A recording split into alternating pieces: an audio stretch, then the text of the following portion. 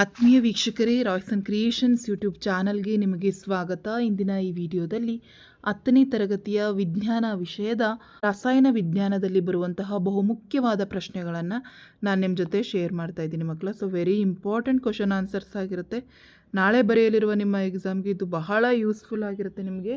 So ಹಾಗಾಗಿ ನಾನು 3 ಪಾರ್ಟಿಂದ important ಕ್ವಶನ್ಸನ್ನು ನಿಮ್ಮ ಜೊತೆ ಶೇರ್ ಮಾಡ್ತಾ ಇದ್ದೀನಿ. ಹಾಗಾಗಿ ವಿಡಿಯೋ ಪೂರ್ತಿಯಾಗಿ ನೋಡಿ ಇದರ ಉಪಯೋಗವನ್ನು ಪಡೆದುಕೊಳ್ಳಿ, ನಿಮ್ಮ ಫ್ರೆಂಡ್ಸಿಗೂ ಸಹ ಶೇರ್ ಮಾಡಿ ಅಂತ ಹೇಳ್ತಾ ವಿಡಿಯೋನ ಪ್ರಾರಂಭಿಸ್ತಾ ಇದ್ದೀನಿ. ಮೊದಲನೇದಾಗಿ ರಾಸಾಯನಿಕ ಕ್ರಿಯೆಗಳು ಮತ್ತು ಸಮೀಕರಣಗಳು. ಸೊ ಈ ಪಾಠಕ್ಕೆ ಬಂದಾಗ ನಿಮಗೆ ಕೇಳುವಂತಹ ಕ್ವಶನ್ಸ್ಗಳಿರ್ತದೆ ಮಕ್ಕಳ. ರಾಸಾಯನಿಕ ಕ್ರಿಯೆ ನಡೆದಿದೆ ಎಂದು ನಿರ್ಧರಿಸಲು ಸಹಾಯ ಮಾಡುವ ವೀಕ್ಷಣೆಗಳು ಯಾವ್ಯಾವು? ಸೊ ಸ್ಥಿತಿ ಬದಲಾವಣೆ, ಬಣ್ಣದಲ್ಲಿ ಬದಲಾವಣೆ, ಅನಿಲ ಬಿಡುಗಡೆ, ತಾಪದಲ್ಲಿ ಬದಲಾವಣೆ. ನೆಕ್ಸ್ಟು ಭೌತ ಬದಲಾವಣೆ ಮತ್ತು ರಾಸಾಯನಿಕ ಬದಲಾವಣೆಗಳ ನಡುವಿನ ವ್ಯತ್ಯಾಸ. ಸೊ ಭೌತ ಬದಲಾವಣೆ ತಾತ್ಕಾಲಿಕ ಬದಲಾವಣೆ, ರಾಸಾಯನಿಕ ಬಂದರೆ ಶಾಶ್ವತ ಬದಲಾವಣೆ. ಇದು ಹೊಸ ವಸ್ತುಗಳನ್ನು ಉಂಟು ಮಾಡೋದಿಲ್ಲ, ದ್ರವ್ಯರಾಶಿಯಲ್ಲಿ ಬದಲಾವಣೆ ಆಗೋದಿಲ್ಲ. ಆದರೆ ರಾಸಾಯನಿಕ ಬದಲಾವಣೆಯಲ್ಲಿ ಹೊಸ ವಸ್ತು ಉಂಟಾಗ್ತದೆ ಮತ್ತು ದ್ರವ್ಯರಾಶಿಯಲ್ಲಿ ಬದಲಾವಣೆಗಳಾಗುತ್ತೆ. ಸೊ ಉದಾಹರಣೆಗಳನ್ನು ನೋಡ್ಕೊಳ್ಳಿ. ನೆಕ್ಸ್ಟ್ ರಾಸಾಯನಿಕ ವಿಭಜನಾ ಕ್ರಿಯೆಯ ವಿಧಗಳನ್ನು ತಿಳಿಸಿ. ಸೊ ರಾಸಾಯನಿಕ ವಿಭಜನಾ ಕ್ರಿಯೆಯಲ್ಲಿ ಬಂದರೆ ಉಷ್ಣ ವಿಭಜನೆ ಇದೆ, ವಿದ್ಯುತ್ ವಿಭಜನೆ ಇದೆ, ದ್ಯುತಿ ವಿಭಜನೆ ಕ್ರಿಯೆ ಇದೆ. ಸೊ ಉಷ್ಣ ವಿಭಜನೆ ಅಂದರೆ ರಾಸಾಯನಿಕ ವಿಭಜನೆ ನಡಿಬೇಕಾದ್ರೆ ಕಾಯಿಸುವ ಮೂಲಕ ಆ ಕ್ರಿಯೆಯನ್ನು ಮಾಡುವುದಕ್ಕೆ ಉಷ್ಣ ವಿಭಜನೆ ಅಂತೀವಿ. ರಾಸಾಯನಿಕ ವಿಭಜನೆಯನ್ನು ವಿದ್ಯುತ್ ಶಕ್ತಿ ಸಹಾಯದಿಂದ ಮಾಡುವ ಕ್ರಿಯೆಗೆ ವಿದ್ಯುತ್ ವಿಭಜನೆ ಅಂತೀವಿ. ರಾಸಾಯನಿಕ ವಿಭಜನೆಯನ್ನು ಸೂರ್ಯನ ಬೆಳಕಿನ ಸಹಾಯದಿಂದ ಮಾಡುವ ಕ್ರಿಯೆಗೆ ದ್ಯುತಿ ವಿಭಜನೆ ಅಂತೀವಿ. ಸೊ ಉದಾಹರಣೆಗಳನ್ನ ನೋಡ್ಕೊಳ್ಳಿ. ಕ್ಯಾಲ್ಶಿಯಂ ಕಾರ್ಬೋನೇಟ್ ಕ್ಯಾಲ್ಶಿಯಂ ಆಕ್ಸೈಡ್ ಆಗೋದು ಉಷ್ಣ ವಿಭಜನೆಯಲ್ಲಿ. ನೀರು ಹೈಡ್ರೋಜನ್ನಾಗಿ ಪರಿವರ್ತಿಸುವುದು ವಿದ್ಯುತ್ ವಿಭಜನೆಯಲ್ಲಿ. ಸಿಲ್ವರ್ ಕ್ಲೋರೈಡ್ ಸಿಲ್ವರ್ ಆಗಿ ಬಿಡುಗಡೆಯಾಗುವಂಥ ಸಿಲ್ವರ್ ಮತ್ತು ಕ್ಲೋರೈಡ್ ಆಗಿ ವಿಭಜನೆ ಹೊಂದುವಂತಹದ್ದು ದ್ಯುತಿ ವಿಭಜನೆಯಲ್ಲಿ. ಹಾಗಾಗಿ ಇದಿಷ್ಟನ್ನು ನೋಡ್ಕೊಳ್ಳಿ ಮಕ್ಕಳ. ನೆಕ್ಸ್ಟು ಬಹಿರುಷ್ಣಕ ಮತ್ತು ಅಂತರುಷ್ಣಕ ಕ್ರಿಯೆಗಳ ನಡುವಿನ ವ್ಯತ್ಯಾಸ. ಸೊ ಇಲ್ಲಿ ವ್ಯತ್ಯಾಸನೇ ಕೇಳಬೇಕು ಅಂತ ಇಲ್ಲ. ಸೊ ಅಂತರುಷ್ಣಕದೇ ಸಪ್ರೇಟ್ ಕ್ವಶನನ್ನು ಕೇಳ್ಬೋದು ಅಥವಾ ಬಹಿರುಷ್ಣಕಕ್ಕೆ ಕೇಳ್ಬೋದು. ಹಾಗಾಗಿ ಎರಡನ್ನೂ ಒಟ್ಟಿಗೆ ಕಲ್ತ್ಕೊಂಬಿಡಿ. ಸೊ ರಾಸಾಯನಿಕ ಕ್ರಿಯೆ ನಡೆದಾಗ ಉಷ್ಣ ಬಿಡುಗಡೆ ಆದರೆ ಬಹಿರುಷ್ಣಕ, ಉಷ್ಣ ಹೀರಿಕೆಯಾದರೆ ಅಂತರುಷ್ಣಕ. ಮತ್ತು ರಾಸಾಯನಿಕ ಸಂಯೋಗಗಳ ಕ್ರಿಯೆಗಳು ಬಹಿರುಷ್ಣಕ ಆಗಿರ್ತವೆ. ವಿಭಜನೆ ಕ್ರಿಯೆಗಳೆಲ್ಲ ಅಂತರುಷ್ಣಕ ಕ್ರಿಯೆಗಳು ಆಗಿರ್ತವೆ. ಸೊ ಉದಾಹರಣೆಯನ್ನು ನೋಡ್ಕೊಳ್ಳಿ. ಉದಾಹರಣೆಗೆ ಸಂಶ್ಲೇಷಣೆ ಕ್ರಿಯೆ ಅಂತರುಷ್ಣಕ ಆದರೆ ನಾವು ಉಸಿರಾಡುವಂಥದ್ದು, ಕಾಂಪೋಸ್ಟ್ ಉಂಟಾಗುವುದು, LPG ನೈಸರ್ಗಿಕ ಅನಿಲಗಳ ದಹನ ಇವೆಲ್ಲ ಬಹಿರುಷ್ಣಕ, ಯಾಕೆಂದರೆ ಅವು ಶಕ್ತಿಯನ್ನು ಬಿಡುಗಡೆ ಮಾಡ್ತವೆ. ನೆಕ್ಸ್ಟ್ ಮೆಗ್ನೀಷಿಯಂ ಪಟ್ಟಿಯನ್ನು ಗಾಳಿಯಲ್ಲಿ ಉರಿಸುವ ಮೊದಲು ಸ್ವಚ್ಛಗೊಳಿಸಬೇಕು. ಯಾಕೆಂತ ಹೇಳಿದರೆ ಗಾಳಿಯಲ್ಲಿನ ತೇವಾಂಶದೊಂದಿಗೆ ಮೆಗ್ನೀಷಿಯಂ ತಂತಿ ವರ್ತಿಸಿದಾಗ ಮೆಗ್ನೀಷಿಯಂ ಕಾರ್ಬೋನೇಟ್ ಲೇಪನ ಉಂಟಾಗ್ತದೆ. ಮೆಗ್ನೀಷಿಯಂ ತಂತಿಯ ಮೇಲೆ ಉಂಟಾದಂತಹ ಮೆಗ್ನೀಷಿಯಂ ಕಾರ್ಬೋನೇಟ್ ಲೇಪವನ್ನು ನಿವಾರಿಸಲು ಮೆಗ್ನೀಷಿಯಂ ಪಟ್ಟಿಯನ್ನು ಮರಳು ಕಾಗದಿಂದ ಉಜ್ಜಿ ಸ್ವಚ್ಛಗೊಳಿಸಬೇಕಾಗ್ತದೆ. ಹಾಗಾಗಿ ನೆಕ್ಸ್ಟ್ ರಾಸಾಯನಿಕ ಸಂಯೋಗ ಕ್ರಿಯೆ ಎಂದರೇನು, ರಾಸಾಯನಿಕ ವಿಭಜನೆ ಕ್ರಿಯೆ ಎಂದರೇನು, ಅವುಗಳ ಉದಾಹರಣೆಗಳು ನೋಡ್ಕೊಳ್ಳಿ. ಸೊ ನಿಮಗೆ ರಾಸಾಯನಿಕ ಇದರಿಂದ ನಿಮಗೆ ಈ ಪಾಠದಿಂದ ನಿಮಗೆ ಈ ಸಮೀಕರಣಗಳನ್ನ ಚೆನ್ನಾಗಿ ಕಲ್ತ್ಕೋಬೇಕು. ಏಕೆಂದರೆ ಸಮೀಕರಣಕ್ಕೆ 3 ಅಂಕಗಳಿದೆ, ಅದಲ್ಲದೆ ಇನ್ನೊಂದು ಅಂಕದ ಪ್ರಶ್ನೆ ಇದೆ. 2 ಪ್ರಶ್ನೆಗಳಿದ್ದಾವೆ 2 ಅಂಕಕ್ಕೆ. ಹಾಗಾಗಿ ನೀವು ರಾಸಾಯನಿಕ ಸಮೀಕರಣಗಳು ಎಲ್ಲದರಲ್ಲೂ, ಈಗ ಸಂಯೋಗದಲ್ಲಿರ್ಬೋದು, ವಿಭಜನೆಯಲ್ಲಿರ್ಬೋದು, ದ್ವಿಸ್ಥಾನ ಪಲ್ಲಟದಲ್ಲಿ ಆ ಎಲ್ಲ ರಾಸಾಯನಿಕ ಕ್ರಿಯೆಗಳನ್ನು ಸರಿದೂಗಿಸಿ ಬರೆಯೋದು ಅಭ್ಯಾಸ ಮಾಡಿದ್ರೆ ಎಕ್ಸಾಮಲ್ಲಿ ನೀವು ಫಿಕ್ಸ್ ಅಂಕಗಳನ್ನ ಗಳಿಸ್ತೀರ. ರಾಸಾಯನಿಕ ಸ್ಥಾನ ಪಲ್ಲಟ ಎಂದರೇನು, ರಾಸಾಯನಿಕ ದ್ವಿಸ್ಥಾನ ಪಲ್ಲಟ ಅಂದರೇನು, ವೆರಿ ಇಂಪಾರ್ಟೆಂಟ್. ಉತ್ಕರ್ಷಣೆ ಮತ್ತು ಅಪಕರ್ಷಣೆ. ಏಕೆಂದರೆ ರಾಸಾಯನಿಕ ಕ್ರಿಯೆಯಲ್ಲಿ ವಸ್ತುವೊಂದು ಆಕ್ಸಿಜನನ್ನು ಪಡೆದುಕೊಳ್ಳುವ ಅಥವಾ ಹೈಡ್ರೋಜನನ್ನು ಕಳೆದುಕೊಳ್ಳುವಂತಹ ಕ್ರಿಯೆಗೆ ನಾವು ಉತ್ಕರ್ಷಣೆ ಅಂತೀವಿ. ಈಗ ಇಲ್ಲಿ ನೋಡಿ, copper plus oxygen gives to copper oxide. ಹಾಗಾಗಿ ಇದು ಉತ್ಕರ್ಷಣೆಯನ್ನು ಆಗುವಂಥದ್ದು. ಏಕೆಂದರೆ ಕಾಪರ್ ಒಂದು ಆಕ್ಸಿಜನ್ನ ಪಡೆದುಕೊಳ್ತಾ ಇದೆ, ಹಾಗಾಗಿ ಅದು ಉತ್ಕರ್ಷಣೆಗೆ ಬರ್ತದೆ. ಅಪಕರ್ಷಣೆ ಅಂತ ಹೇಳಿದರೆ ವಸ್ತುವು ಆಕ್ಸಿಜನನ್ನು ಕಳೆದುಕೊಂಡ್ರೆ ಅಥವಾ ಹೈಡ್ರೋಜನನ್ನು ಪಡೆದುಕೊಂಡ್ರೆ ಅದನ್ನು ನಾವು ಅಪಕರ್ಷಣೆ ಅಂತ ಹೇಳಿ ಕರೆಯಲಾಗ್ತದೆ. ನೆಕ್ಸ್ಟ್ ರೆಡಾಕ್ಸ್ ಅಂತ ಹೇಳಿದರೆ ಒಂದೇ ಕ್ರಿಯೆಯಲ್ಲಿ ಏಕಕಾಲದಲ್ಲಿ ಒಂದು ಪ್ರತಿವರ್ತಕ ಉತ್ಕರ್ಷಣೆಗೊಂಡ್ರೆ ಮತ್ತೊಂದು ಅಪಕರ್ಷಣೆಗೊಳಿಸ್ತದೆ. ಸೊ ಇದನ್ನೇ ನಾವೇನದು ರೆಡಾಕ್ಸ್ ರಿಯಾಕ್ಷನ್ ಅನ್ನೋದು. ಇಲ್ಲಿ ನೋಡಿ, ಕಾಪರ್ ಆಕ್ಸೈಡು ಕಾಪರ್ ಆಗ್ತಾಯಿದೆ, ಹಾಗಾಗಿ ಅದು ಅಪಕರ್ಷಣೆಗೆ ಬರ್ತದೆ. ಹೈಡ್ರೋಜನ್ ಏನಾಗ್ತಾ ಇದೆ, ವಾಟರ್ ಆಗ್ತಾಯಿದೆ, ಸೊ ಇದು ಉತ್ಕರ್ಷಣೆಗೊಳ್ತಾ ಇದೆ. ಹಾಗಾಗಿ ಇದನ್ನು ನೋಡ್ಕೊಳ್ಳಿ. ನೆಕ್ಸ್ಟ್ ನೋಡಿ, ಕಂಪ್ಲೀಟಾಗಿ ನಿಮ್ಗೆ ಡೀಟೇಲಾಗಿ ಇಲ್ಲಿ ಕೊಟ್ಟಿರೋದ್ರಿಂದ ಅರ್ಥ ಆಗ್ತದೆ ಹೇಗೆ ಅಂತ ಹೇಳಿ. ಇನ್ನು ನೋಡಿ, ಇನ್ನೊಂದು ಎಕ್ಸಾಂಪಲ್ ಇದೆ. Copper oxide plus H2 gives to Cu+H2O. So ನೀವು ಅರ್ಥ ಮಾಡ್ಕೋಬೇಕು, ಇಲ್ಲೇನಾಗಿದೆ ಕಾಪರ್ ಆಗ್ತಾ ಇದೆ, ಹಾಗಾಗಿ ಅದೇನಾಗಿದೆ ಅಪಕರ್ಷಿಸಲ್ಪಟ್ಟಿದೆ, ಆಕ್ಸಿಜನನ್ನು ಕಳೆದುಕೊಂಡಿದೆ. ಹೈಡ್ರೋಜನ್ನು ಏನಾಗಿದೆ ವಾಟರ್ ಆಗಿದೆ, ಸೊ ಹಾಗಾಗಿ ಅದು ಉತ್ಕರ್ಷಿಸಲ್ಪಟ್ಟಿದೆ. ಅದೇ ರೀತಿಯ ನೋಡಿ ಇನ್ನೊಂದು ಎಕ್ಸಾಂಪಲ್ ನಿಮ್ಮ ಎಕ್ಸಾಮಲ್ಲಿ ಕೇಳ್ತಾ ಇರ್ತಾರೆ ಮಕ್ಕಳ, ಇದನ್ನು ಹೆಚ್ಚಾಗಿ ಪ್ರಾಕ್ಟೀಸ್ ಮಾಡ್ಕೊಳ್ಳಿ. ನೆಕ್ಸ್ಟ್ ಸಂರಕ್ಷಣಾ ಎಂದರೇನು, ಉದಾಹರಣೆ ಕೊಡಿ. ಲೋಹವು ತನ್ನ ಸುತ್ತಲಿನ ವಸ್ತುಗಳ ತೇವಾಂಶ, ಆಮ್ಲ ಇತ್ಯಾದಿಗಳನ್ನೇ ವರ್ತಿಸಿ ಹಾಳಾಗುವುದನ್ನು ಸಂರಕ್ಷಣಾ ಅಂತಾರೆ. ಕಬ್ಬಿಣ ತುಕ್ಕು ಹಿಡಿಯುವುದು, ಬೆಳ್ಳಿಯ ವಸ್ತು ಕಪ್ಪಾಗುವುದು ಇದಕ್ಕೆ ಉದಾಹರಣೆಯಾಗಿದೆ. ಸೊ ಈ ಸಂರಕ್ಷಣೆಯನ್ನು ತಡೆಯುವ ವಿಧಗಳು ಯಾವುದಪ್ಪ, ಬಣ್ಣ ಹಚ್ಚೋದು, ಎಣ್ಣೆ ಸವರೋದು, ಗ್ರೀಸ್ ಸವರೋದು, ವಿದ್ಯುತ್ ಲೇಪನ ಮಾಡೋದು, ಮಿಶ್ರಲೋಹದಿಂದ ತಯಾರಿಸೋದು. ನೆಕ್ಸ್ಟ್ ಕಮಟುವಿಕೆ, ಈ ಪಾಠದಲ್ಲಿ ಹೆಚ್ಚಾಗಿ ಬರುವಂಥದ್ದು, ಅದನ್ನು ಹೇಗೆ ತಿಳಿದುಕೊಳ್ತೀರಾ. ಸೊ ಗಾಳಿಯಲ್ಲಿ ತೆರೆದಿಟ್ಟ ಎಣ್ಣೆ ಮತ್ತು ಕೊಬ್ಬಿನ ಪದಾರ್ಥಗಳು ಉತ್ಕರ್ಷಣೆಗೊಂಡು ಕಮಟುವಿಕೆಗೊಳ್ಳುವುದು ಅಥವಾ ವಾಸನೆ ಬದಲಾಗುವುದಕ್ಕೆ ಕಮಟುವಿಕೆ ಅಂತೀವಿ. ಸೊ ಇದನ್ನು ತಡೆಗಟ್ಟೋದು ಪ್ರತಿ ಉತ್ಕರ್ಷಕಗಳನ್ನು ಸೇರಿಸೋದ್ರಿಂದ, ಗಾಳಿ ಪ್ರವೇಶಿಸಿದ ಸಂಗ್ರಹದಲ್ಲಿ ತುಂಬಿಸೋದ್ರಿಂದ, ನೈಟ್ರೋಜನ್ ಅನಿಲಗಳನ್ನು ತುಂಬಿಸೋದ್ರಿಂದ. ನೆಕ್ಸ್ಟ್ ಚಿಪ್ಸ್ ಪಟ್ಟಣದಲ್ಲಿ ನೈಟ್ರೋಜನ್ ಅನಿಲವನ್ನು ಹಾಯಿಸ್ತಾರೆ, ಯಾಕೆಂತ ಹೇಳಿದರೆ ಅದು ಉದುಗುವಿಕೆ ಅಥವಾ ಕಮಟುವಿಕೆಯನ್ನು ತಡೆಗಟ್ಟಲು. ನೆಕ್ಸ್ಟ್ ಈ ಪಾಠದಲ್ಲಿ ಈ ಚಿತ್ರವನ್ನು ನೋಡ್ಕೊಳ್ಳಿ, ವೆರಿ ಇಂಪಾರ್ಟೆಂಟ್, ಕೇಳುವ ಸಾಧ್ಯತೆಗಳಿರ್ತದೆ. ಮತ್ತು ಎಲ್ಲ ರಾಸಾಯನಿಕ ಸಮೀಕರಣಗಳನ್ನು ಸರಿದೂಗಿಸುವುದನ್ನು ಹೆಚ್ಚು ಅಭ್ಯಾಸ ಮಾಡಬೇಕು, ಏಕೆಂದರೆ ಖಂಡಿತವಾಗಿ ಈ ಸಲ ಪರೀಕ್ಷೆಗೆ ಬರುವ ಸಾಧ್ಯತೆ ಹೆಚ್ಚಾಗಿದೆ. ಏಕೆಂದರೆ ನಿಮ್ಮ ಪ್ರತಿ ಮಾಡೆಲ್ ಕ್ವಶನ್ ಪೇಪರಲ್ಲಿ ನಿಮ್ಮ ಎಕ್ಸಾಮ್ಗಳಲ್ಲೆಲ್ಲ ಈಕ್ವೇಷನ್ ಕೊಟ್ಟಿದ್ದಾರೆ, ಹಾಗಾಗಿ ನೀವು ಅದನ್ನು ಪ್ರಾಕ್ಟೀಸ್ ಮಾಡಿಕೊಳ್ಳೇಬೇಕು. ಇದಿಷ್ಟನ್ನು ನೀವು ಆ ಪಾಠದಿಂದ ನೋಡ್ಕೊಳ್ಳಿ. ನೆಕ್ಸ್ಟು ಅಧ್ಯಾಯ 2 ಲವಣಗಳು, ಆಮ್ಲ ಪ್ರತ್ಯಾಮ್ಲ ಲವಣಗಳು. ಈ ಪಾಠಕ್ಕೆ ಬಂದರೆ ನಿಮಗೆ ಆಮ್ಲಗಳು ಮತ್ತು ಪ್ರತ್ಯಾಮ್ಲಗಳ ಬಗ್ಗೆ ಚೆನ್ನಾಗಿ ಕಲ್ತಿರಿ. ಯಾಕೆಂತ ಹೇಳಿದ್ರೆ ನಿಮಗಲ್ಲಿ ವ್ಯತ್ಯಾಸವನ್ನು ಕೇಳಲ್ಲ, ಆಮ್ಲ ಮತ್ತು ಪ್ರತ್ಯಾಮ್ಲದ ನಡುವಿನ ವ್ಯತ್ಯಾಸ ಕೇಳಲ್ಲ, ಆದರೆ ಅವುಗಳ ಕಾನ್ಸೆಪ್ಟ್ ಮೇಲೆ ಪ್ರಶ್ನೆ ಕೇಳ್ಬೋದು. ಈಗ ಒಂದು ವಸ್ತುವನ್ನು ಕೊಟ್ಬಿಟ್ಟು ಇದು ಆಮ್ಲನ ಪ್ರತ್ಯಾಮ್ಲನ ಅಂದರೆ ನಿಮಗೆ ಗೊತ್ತಿರಬೇಕು. ನೀಲಿ ಲಿಟ್ಮಸ್ಸನ್ನು ಕೆಂಪು ಬಣ್ಣಕ್ಕೆ ಬದಲಾಯಿಸಿದರೆ ಅದು ಆಮ್ಲ, ಬದಲಾಯಿಸಲಿಲ್ಲ ಅಂದರೆ ಅದು ಪ್ರತ್ಯಾಮ್ಲ. H+ ಅಯಾನುಗಳು ನೀರಿನಲ್ಲಿ ವಿಭಜನೆ ಹೊಂದಿ H+ ಅಯಾನನ್ನು ಉಂಟು ಮಾಡಿದ್ರೆ ಅದು ಆಮ್ಲ, OH- ಉಂಟು ಮಾಡಿದ್ರೆ ಪ್ರತ್ಯಾಮ್ಲ. ಹಾಗಾಗಿ ಇವುಗಳನ್ನು ನೋಡ್ಕೊಳ್ಳಿ. ನೆಕ್ಸ್ಟು ಅಲ್ಲಿ ನಿಮಗೆ ಟೆಕ್ಸ್ಟ್ ಬುಕ್ಕಲ್ಲಿ ಕೊಟ್ಟಿದ್ದಾರೆ ಮಕ್ಕಳ, ಯಾವ್ಯಾವ ವಸ್ತುವಿನಲ್ಲಿ ನೈಸರ್ಗಿಕ ಆಕಾರಗಳಲ್ಲಿ ಯಾವ್ಯಾವ ಆಮ್ಲ ಇದೆ ಅಂತ ಅದನ್ನು ನೋಡ್ಕೊಳ್ಳಿ. ಸಿಟ್ರಿಕ್ ಆಮ್ಲದಲ್ಲಿ ಆಕ್ಸಾಲಿಕ್ ಆಮ್ಲ, ಲ್ಯಾಕ್ಟಿಕ್ ಆಮ್ಲ, ಟಾರ್ಟಾರಿಕ್ ಆ್ಯಸಿಡ್, ಮೆಥನೋಯಿಕ್ ಆ್ಯಸಿಡ್ಗಳಲ್ಲಿ ಯಾವೆಲ್ಲ ಆಕಾರಗಳಿಂದ, ಅದು ನಿಂಬೆಹಣ್ಣಿನಲ್ಲಿ ಯಾವುದಿದೆ, ಟೊಮ್ಯಾಟೋದಲ್ಲಿ, ಸೊ ಇರುವೆ ಕಡ್ದಾಗ ಏನಾಗ್ತದೆ ಅದನ್ನು ನೋಡ್ಕೊಳ್ಳಿ. ನೆಕ್ಸ್ಟು ಆಮ್ಲ ಶಾಮಕ ಅಂದ್ರೇನು ಕೇಳಿದ್ದಾರೆ. ಅಜೀರ್ಣತೆ ಮತ್ತು ಹೆಚ್ಚುವರಿ ಆಮ್ಲೀಯತೆಯನ್ನು ತಟಸ್ಥಗೊಳಿಸಲು ಪ್ರತ್ಯಾಮ್ಲಗಳನ್ನು ಆಮ್ಲ ಶಾಮಕಗಳು ಅಂತ ಹೇಳಿ ಕರಿತೀವಿ. ಉದಾಹರಣೆಗೆ ಅಡುಗೆ ಸೋಡಾ ಇರ್ಬೋದು, ಸೋಡಿಯಂ ಬೈಕಾರ್ಬೋನೇಟ್ ಎಲ್ಲ ಅದಕ್ಕೆ ಬರ್ತದೆ.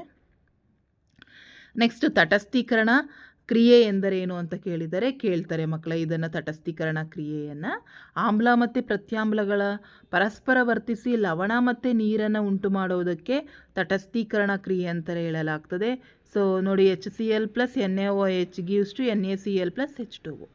ನೆಕ್ಸ್ಟ್ ಆಮ್ಲಗಳ ಸಾರರಿಕ್ತ, ಯಾವ ರೀತಿ ನಾವು ಆಮ್ಲಗಳನ್ನು ಸಾರರಿಕ್ತಗೊಳಿಸುವಿಕೆ ಎಂದರೇನು ಅಥವಾ ಸಾರರಿಕ್ತ ಆಮ್ಲ ಎಂದರೇನು ಕೇಳಿದ್ದಾರೆ. ಸೊ ಆಮ್ಲವನ್ನು ನೀರಿನೊಂದಿಗೆ ಮಿಶ್ರಣ ಮಾಡಿ ಹೈಡ್ರೋಜನ್ ಅಯಾನುಗಳ ಸಾರತೆಯನ್ನು ಕಡಿಮೆಗೊಳಿಸುವಂತಹ ಕ್ರಿಯೆಗೆ ನಾವೇನಂತೀವಿ, ಆಮ್ಲಗಳ ಸಾರರಿಕ್ತಗೊಳಿಸುವಿಕೆ ಅಂತ ಹೇಳಿ ಕರಿತೀವಿ. ನೆಕ್ಸ್ಟ್ ಆ್ಯಂಡ್ ಇಂಪಾರ್ಟೆಂಟ್ ಕ್ವಶನ್ ಆಗಿರ್ತದೆ ಮಕ್ಕಳ ಇದು. ಯಾಕೆಂತ ಹೇಳಿದರೆ ಇದನ್ನು ತುಂಬ ಬಾರಿ ಕೇಳ್ತಾರೆ ನಿಮಗೆ. ಆಮ್ಲವನ್ನು ಸಾರರಿಕ್ತಗೊಳಿಸುವಾಗ ನಿರಂತರ ಕಲಕುವಿಕೆಯೊಂದಿಗೆ ಆಮ್ಲವನ್ನು ಹನಿಯಾಗಿ ನೀರಿಗೆ ಸೇರಿಸಬೇಕೆಂದು ಮತ್ತು ಆಮ್ಲಕ್ಕೆ ನೀರನ್ನು ಸೇರಿಸಬಾರದೆಂದು ಶಿಫಾರಸು ಮಾಡುವುದೇಕೆ, ಕಾರಣ ಕೊಡಿ. ಸೊ ಯಾಕೆ ಅಂತ ಹೇಳಿದರೆ ತೀವ್ರ ಬಹಿರುಷ್ಣಕ ಕ್ರಿಯೆ ಅದು ಆಗಿದೆ. ಉತ್ಪತ್ತಿಯಾಗುವ ಉಷ್ಣವು ಮಿಶ್ರಣವನ್ನು ಹೊರಸಿಡಿಯುವಂತೆ ಮಾಡಬಹುದು, ಸುಟ್ಟ ಗಾಯಗಳಾಗ್ಬೋದು, ಅತಿ ಬಿಸಿ ಆಗುವಿಕೆಯಿಂದ ಗಾಜಿನ ಸಂಗ್ರಾಹಕ ಒಡೆಯಬಹುದು, ವಿಷಕಾರಿ ಅನಿಲ ಬಿಡುಗಡೆ ಆಗ್ಬೋದು. ಹಾಗಾಗಿ ಆಮ್ಲವನ್ನು ಸಾರಯುಕ್ತಗೊಳಿಸುವಾಗ ನಿರಂತರ ಕಲಕುವಿಕೆಯೊಂದಿಗೆ ಆಮ್ಲವನ್ನು ಹನಿಯಾಗಿ ಸೇರಿಸಬೇಕು. ನೆಕ್ಸ್ಟ್ ಈ ಕ್ವಶನ್ಸ್ ನಿಮಗೆ ಆಲ್ರೆಡಿ ನಿಮ್ಮ ಅನುಭವಕ್ಕೆ ಬಂದಿದೆ. ಈ ರೀತಿ ಪ್ರಶ್ನೆಗಳನ್ನ ಈ ಪಾಠದಲ್ಲಿ ಹೆಚ್ಚಾಗಿ ಕೇಳ್ತಾರೆ. pH ಮೌಲ್ಯಗಳನ್ನ ಕೊಟ್ಬಿಟ್ಟು ಯಾವುದು ಪ್ರಬಲ ಆಮ್ಲ, ಯಾವುದು ದುರ್ಬಲ ಆಮ್ಲ, ಯಾವುದು ತಟಸ್ಥ ದ್ರಾವಣ, ಪ್ರಬಲ ಪ್ರತ್ಯಾಮ್ಲ, ದುರ್ಬಲ ಆಮ್ಲ, ಅವೆಲ್ಲವನ್ನು ನೀವು ನೋಡ್ಕೋಬೇಕು ಮಕ್ಕಳ. ಸೊ ಇಲ್ಲಿ ನೋಡಿ 5 ಕೊಟ್ಟಿದ್ದಾರೆ ದ್ರಾವಣಗಳನ್ನ ABCDE ಕೊಟ್ಟಿದ್ದಾರೆ, ಅವುಗಳ pH ಮೌಲ್ಯ ಕೊಟ್ಟಿದ್ದಾರೆ. ಸೊ ಅವ್ರು ಕೇಳಿರುವ ಪ್ರಶ್ನೆ ಏನಪ್ಪ ಅಂತ ಹೇಳಿದರೆ ಪ್ರಬಲ ಆಮ್ಲ ಯಾವುದು ಅಂತ ಹೇಳಿ ಕೇಳಿದ್ದಾರೆ ಮಕ್ಕಳ. ಸೊ ಪ್ರಬಲ ಆಮ್ಲ ಅಂದರೆ ನಿಮಗೆ ಗೊತ್ತಿರಬೇಕು, ಇದು pH ಸ್ಕೇಲ್ ಅಂತ ಹೇಳಿದರೆ ಇಲ್ಲಿ ಮಧ್ಯದಲ್ಲಿ 7 ಇರುತ್ತೆ, ಇಲ್ಲಿ 0 1ಇಂದ ಇಲ್ಲಿ 14 ಇರುತ್ತೆ. ಸೊ ಈ ಕಡೆ ಬರೋದು ಆಮ್ಲ, ಈ ಕಡೆ ಬರೋದು ಪ್ರತ್ಯಾಮ್ಲ, ಇದು ನಿಮಗೆ ಗೊತ್ತಿರಲಿ. ಸೊ ಆಮ್ಲ ಯಾವಾಗ ಆಮ್ಲೀಯತೆ ಜಾಸ್ತಿ ಆಗಿರ್ತದೆ ಅಂತ ಹೇಳಿದರೆ 1 2 3 4 5 6. ಸೊ ಇಲ್ಲಿ ಆಮ್ಲೀಯತೆ ಜಾಸ್ತಿ ಆಗಿರುತ್ತೆ, ಇದು ಆಮ್ಲೀಯತೆ ಕಡಿಮೆ ಇರ್ತದೆ. ಹಾಗಾಗಿ ಇದು ಪ್ರಬಲ ಆಮ್ಲ, ಇದು ದುರ್ಬಲ ಆಮ್ಲ. ಅದೇ ರೀತಿ ಇದೇನಾಗಿರ್ತದೆ ಮಕ್ಕಳ, ದುರ್ಬಲ ಪ್ರತ್ಯಾಮ್ಲ, ಇದು ಪ್ರಬಲ ಪ್ರತ್ಯಾಮ್ಲ. ಸೊ ಇದನ್ನು ಅರ್ಥ ಮಾಡಿಕೊಂಡ್ರೆ ಈ ಕ್ವಶನ್ ಆನ್ಸರ್ ಮಾಡ್ಬೋದು. ಪ್ರಬಲ ಆಮ್ಲ ಯಾವುದು ಅಂತೇಳಿ ಕೇಳಿದ್ದಾರೆ. ಅಂದರೆ ಯಾವುದು ಇಲ್ಲಿ ಕೊಟ್ಟಿದ್ದಾರೆ 8 6 2 7. ಆಬ್ವಿಯಸ್ಲಿ 2 ಪ್ರಬಲ ಆಮ್ಲ ಆಗಿರ್ತದೆ, ಏಕೆಂದರೆ ಅದು ಸ್ಟಾರ್ಟಿಂಗಲ್ಲೇ ಬರುವಂಥದ್ದು, ಆಮ್ಲೀಯತೆ ಜಾಸ್ತಿ. ಹಾಗಾಗಿ ಪ್ರಬಲ ಆಮ್ಲ ಅಂದರೆ ಯಾವುದು, ದ್ರಾವಣ C ಪ್ರಬಲ ಆಮ್ಲ ಆಗಿರ್ತದೆ. ದುರ್ಬಲ ಆಮ್ಲ ಕೇಳಿದ್ದಾರೆ. ಸೊ 7 ಒಳಗಡೆ ಇರೋಂಥದ್ದು 6. ಸೊ ಹಾಗಾಗಿ ದುರ್ಬಲ ಆಮ್ಲ ಏನಾಗಿದೆ, B ಆಗಿರ್ತದೆ. ನೆಕ್ಸ್ಟ್ ಪ್ರಬಲ ಪ್ರತ್ಯಾಮ್ಲ ಕೇಳಿದರೆ, ಆಬ್ವಿಯಸ್ಲಿ ಅದೇನಾಗಿರ್ತದೆ 12 ಪ್ರಬಲ ಪ್ರತ್ಯಾಮ್ಲ. ಅದೇ ರೀತಿ ತಟಸ್ಥ ದ್ರಾವಣ 7 ಆಗಿರ್ತದೆ. ಸೊ ಈ pH ಸ್ಕೇಲ್ ಮೇಲೆ ಒಂದು ಕ್ವಶನ್ ನಿಮಗೆ ಕಂಪಲ್ಸರಿ ಈಗ ಕೇಳ್ತಾ ಇದ್ದಾರೆ ಮಕ್ಕಳ, ಹಾಗಾಗಿ ಇದನ್ನು ಮಿಸ್ ಮಾಡ್ಕೊಳ್ಬೇಡಿ. ನೆಕ್ಸ್ಟ್ pH ಮೌಲ್ಯವನ್ನು ಹೈಡ್ರೋಜನ್ ಅಯಾನುಗಳ ಸಾರತೆಯ ಏರಿಕೆ ಕ್ರಮದಲ್ಲಿ ಬರೆಯೋಕ್ಕೆ ಕೇಳಿದ್ದಾರೆ. ಸೊ pH ಮೌಲ್ಯವನ್ನು ಹೈಡ್ರೋಜನ್ ಅಯಾನುಗಳ ಸಾರತೆಯ ಏರಿಕೆ ನಿಮಗೆ ಗೊತ್ತಿರಲಿ ಮಕ್ಕಳ. ಸೊ ನೋಡಿ ನಿಮಗೆ ತೋರಿಸ್ತೀನಿ. ಸೊ ಫಸ್ಟ್ ಅಯಾನುಗಳ H+ ಸಾರಿಕೆಯನ್ನು ಬರೀಲಿಕ್ಕೆ ಹೇಳಿದ್ದಾರೆ. ಸೊ ನಮಗೆ ಅವರು ಹೇಳಿರೋದು ಏರಿಕೆ ಕ್ರಮ. ಏರಿಕೆ ಅಂದ್ರೇನು, ಸಣ್ಣದ್ರಿಂದ ಚಿಕ್ಕದಕ್ಕೆ H+ ಅಯಾನು. ಸೊ H+ ಅಯಾನು ಹೆಚ್ಚಾಗಿರೋದು ಯಾವುದ್ರಲ್ಲಪ್ಪ, 2ರಲ್ಲಿ. ಆದರೆ ನೆಕ್ಸ್ಟ್ ಬಂದರೆ ನಮಗೆ ಅಲ್ಲಿ ಕೊಟ್ಟಿದ್ದಾರೆ ದ್ರಾವಣಗಳು 6, ಆದರೆ ನೆಕ್ಸ್ಟ್ 7, ಆದರೆ ನೆಕ್ಸ್ಟ್ 8, ಆದರೆ ನೆಕ್ಸ್ಟ್ 12. ಅವ್ರು ಕೇಳಿರೋದೇನು, ಏರಿಕೆ. ಏರಿಕೆ ಅಂದರೆ ಚಿಕ್ಕದ್ರಿಂದ ದೊಡ್ಡದಕ್ಕೋಬೇಕು. ಇದರಲ್ಲಿ OH- ಅಯಾನ್ ಇದೆ, ಇದರಲ್ಲೂ OH ಇದೆ, ಇದು ತಟಸ್ಥವಾಗಿದೆ. ಇದರಲ್ಲಿ H ಇದೆ, ಆದರೆ H+ ಇದೆ, ಇದರಲ್ಲಿ H+ ಇದೆ, ಆದರೆ ಇದರಲ್ಲೂ ಇದ್ದಾವೆ, ಆದರೆ ಇದರಲ್ಲಿ ಕಡಿಮೆ ಪ್ರಮಾಣದಲ್ಲಿದೆ. ಸೊ ಕಡಿಮೆಯಿಂದ ಜಾಸ್ತಿಗೆ ಹೋಗೋದ್ರಿಂದ ಫಸ್ಟು 12 8 7 6 2 ಈ ರೀತಿಯೇ ನೀವು ಬರಿತಾ ಹೋದರೆ ಇಲ್ಲಿ ಗೆಟ್ಟ ಮಾರ್ಕ್ಸ್ ಮಕ್ಕಳ. ಹಾಗಾಗಿ ಇದನ್ನು ನೋಡ್ಕೊಳ್ಳಿ. ನೆಕ್ಸ್ಟ್ H+ ಅಯಾನುಗಳ ಸಾರತೆ ಇಳಿಕೆ ಕ್ರಮ. ಇಳಿಕೆ ಕ್ರಮ ಅಂದರೆ ಜಾಸ್ತಿಯಿಂದ ಕಡಿಮೆಗೆ ಬರಬೇಕು. ಹಾಗಾಗಿ 2ರಲ್ಲಿ ಜಾಸ್ತಿ ಇದೆ 6, ಈ ರೀತಿ ಉಲ್ಟಾವನ್ನು ಬರಿತಾ ಹೋಗಿ. ನೆಕ್ಸ್ಟ್ pH ಮೌಲ್ಯವನ್ನು OH ಅಯಾನುಗಳ ಸಾರತೆಯ ಇದರಲ್ಲಿ ಬರೆಯೋಕೆ ಹೋದರೆ ಫಸ್ಟ್ 2 ಬರಬೇಕು, ನೆಕ್ಸ್ಟ್ 6 7 8 12. ಸೊ ಹಾಗಾಗಿ ಇದನ್ನು ನೋಡಿ ಪ್ರಾಕ್ಟೀಸನ್ನು ಮಾಡ್ಕೊಳ್ಳಿ ಮಕ್ಕಳ. ನೆಕ್ಸ್ಟ್ ಅದೇ ಪಾಠಕ್ಕೆ ಬಂದರೆ ಕ್ಲೋರೋ ಆಲ್ಕಲಿ ಪ್ರಕ್ರಿಯೆಯನ್ನು ಕೇಳ್ತಾರೆ ತುಂಬ ಬಾರಿ, ಅದನ್ನು ನೋಡ್ಕೊಳ್ಳಿ. ನೆಕ್ಸ್ಟ್ ಇಲ್ಲಿ ಅಲ್ಲಿ ಉಂಟಾಗುವ ಉತ್ಪನ್ನಗಳು ಮತ್ತು ಅದರ ಉಪಯೋಗಗಳನ್ನು ಏನೇನು, ಕ್ಲೋರೋ ಆಲ್ಕಲಿ ಯಾವ ರೀತಿ ಆಗ್ತದೆ ಉಂಟಾಗ್ತದೆ, ಅದರ ಪ್ರಕ್ರಿಯೆ ಉಪಯೋಗಗಳನ್ನು ಕೇಳ್ತಾರೆ. ನೆಕ್ಸ್ಟ್ ಈ ಕಾನ್ಸೆಪ್ಟಲ್ಲಿ ಈ ಚಾಪ್ಟರಲ್ಲಿ ನಮಗೆ ಲವಣಗಳಿಗೆ ಬಂದರೆ ವೆರಿ ಇಂಪಾರ್ಟೆಂಟ್. ರಾಸಾಯನಿಕ ಹೆಸರನ್ನು ಸಹ ನೀವಿಲ್ಲಿ ಕಲಿಬೇಕಾಗ್ತದೆ ಮಕ್ಕಳ, ಅಣುಸೂತ್ರನೂ ಕಲಿಬೇಕಾಗುತ್ತೆ, ಅದು ಯಾವ ರೀತಿ ತಯಾರಿಸ್ತಾರೆ ಮತ್ತು ಉಪಯೋಗ. ಸೊ ಚೆಲುವೆ ಪುಡಿ ಪ್ಲಾಸ್ಟರ್ ಆಫ್ ಪ್ಯಾರಿಸಿಂಗಿಗೆ ನಿಮಗೆ ತಯಾರಿಕೆಯನ್ನು ಕೊಟ್ಟಿದ್ದಾರೆ, ಹಾಗಾಗಿ ಕಲ್ತ್ಕೊಂಡಿರಿ. ಇವುಗಳ ರಾಸಾಯನಿಕ ಹೆಸರು ಸಹ ಇಂಪಾರ್ಟೆಂಟ್. ಅಡಿಗೆ ಸೋಡಾ ಅಂದರೆ ಸೋಡಿಯಂ ಹೈಡ್ರೋಜನ್ ಕಾರ್ಬೋನೇಟ್, ಇದು ಗೊತ್ತಿರಬೇಕು ಮಕ್ಕಳ. ಸೊ ಇದು ನಿಮಗೆ ಗೊತ್ತಿರಬೇಕು ಮಕ್ಕಳ. ನೆಕ್ಸ್ಟ್ ವಾಷಿಂಗ್ ಸೋಡಾ ಅಂತ ಹೇಳಿದರೆ sodium carbonate. So NaCO3 10H2O. So ಇದು ಗೊತ್ತಿರಲಿ. ನೆಕ್ಸ್ಟ್ ಚೆಲುವೆ ಪುಡಿದು ಗೊತ್ತಿರಲಿ. ಸೊ ಯಾವ ರೀತಿ ತಯಾರಿಸ್ತಾರೆ ಮತ್ತು ಅದರ ಉಪಯೋಗಗಳನ್ನು ಎಲ್ಲೆಲ್ಲಿ ಅದನ್ನು ಬಳಸ್ತಾರೆ ಮಕ್ಕಳ, ಅದಷ್ಟನ್ನು ನೀವು ನೋಡ್ಕೊಳ್ಬೇಕಾಗುತ್ತೆ, ವೆರಿ ಇಂಪಾರ್ಟೆಂಟ್ ಆಗಿರ್ತದೆ. ಸೊ ಹಾಗಾಗಿ ಇದನ್ನು ಕೇಳುವ ಸಾಧ್ಯತೆಗಳು ನಿಮಗೆ ಎಕ್ಸಾಮಲ್ಲಿರುತ್ತೆ, ಇದಿಷ್ಟನ್ನು ನೋಡ್ಕೊಳ್ಳಿ. ಸೊ ಅದಷ್ಟು ಆದರೆ ನಿಮಗೆ ನೆಕ್ಸ್ಟು ಲೋಹಗಳು ಅಲೋಹಗಳು ಈ ಪಾಠಕ್ಕೆ ಬಂದರೆ ಲೋಹ ಮತ್ತು ಅಲೋಹಗಳ ಭೌತ ಗುಣಲಕ್ಷಣಗಳನ್ನು ಕಲ್ತ್ಕೊಂಡಿರಿ ಮಕ್ಕಳ. ಇವು ಒಳಪಾಗಿ ಕುಟ್ಯತೆ ಗುಣ ಹೊಂದಿದೆ, ತನ್ಯತೆ ಗುಣ ಹೊಂದಿದೆ, ಇದು ಹೊಂದಿರೋದಿಲ್ಲ, ಇದು ಉತ್ತಮ ವಾಹಕ, ಇದು ಉತ್ತಮ ಅವಾಹಕ ಆಗಿರ್ತದೆ, ಅದನ್ನು ನೋಡ್ಕೊಳ್ಳಿ. ಲೋಹದ ಮೇಲೆ ಅಭಯವರ್ತನೆಯ ಚಿತ್ರವನ್ನು ನೋಡ್ಕೊಳ್ಳಿ. ನೆಕ್ಸ್ಟ್ ಉಭಯವರ್ತಿ ಆಕ್ಸೈಡ್ಸ್ಗಳು ಎಂದರೇನು ಕೇಳ್ತಾರೆ ಮಕ್ಕಳ ಈ ಪ್ರಶ್ನೆಯನ್ನು. ಹಾಗಾಗಿ ಅಲ್ಯೂಮಿನಿಯಂ ಆಕ್ಸೈಡ್, ಸತುವಿನ ಆಕ್ಸೈಡ್ಗಳಂತಹ ಕೆಲವು ಲೋಹದ ಆಕ್ಸೈಡ್ಗಳು ಆಮ್ಲ ಮತ್ತು ಪ್ರತ್ಯಾಮ್ಲಗಳನ್ನೇ ವರ್ತಿಸಿ ನೀರು ಮತ್ತು ಲವಣವನ್ನು ಉಂಟು ಮಾಡ್ತವೆ. ಇಂಥವನ್ನೇ ಉಭಯವರ್ತಿ ಆಕ್ಸೈಡ್. ಸೊ ಇದು ಎಕ್ಸಾಂಪಲ್ಸ್ ನೋಡ್ಕೊಂಡಿರಿ.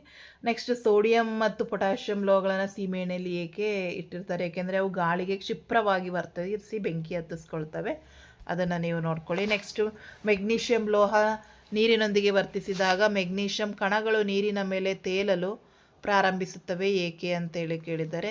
ಯಾಕೆ ಅಂತ ಹೇಳಿದರೆ ಅಲ್ಲಿ ಮೆಗ್ನೀಷಿಯಂ ಹೈಡ್ರಾಕ್ಸೈಡ್ ಮತ್ತು ಹೈಡ್ರೋಜನ್ ಬಿಡುಗಡೆ ಆಗ್ತದೆ. ಮೆಗ್ನೀಷಿಯಂ ನೀರಿನೊಂದಿಗೆ ವರ್ತಿಸಿದಾಗ ಉತ್ಪತ್ತಿಯಾದ ಹೈಡ್ರೋಜನ್ ಅನಿಲದ ಗುಳ್ಳೆಗಳು ಲೋಹದ ಮೇಲ್ಮೈಗೆ ಅಂಟಿಕೊಳ್ಳುತ್ತವೆ. ಆದ್ದರಿಂದ ಮೆಗ್ನೀಷಿಯಂ ನೀರಿನ ಮೇಲೆ ತೇಲಲು ಪ್ರಾರಂಭಿಸ್ತದೆ. ನೆಕ್ಸ್ಟ್ ಚಿತ್ರವನ್ನು ನೋಡ್ಕೊಳ್ಳಿ.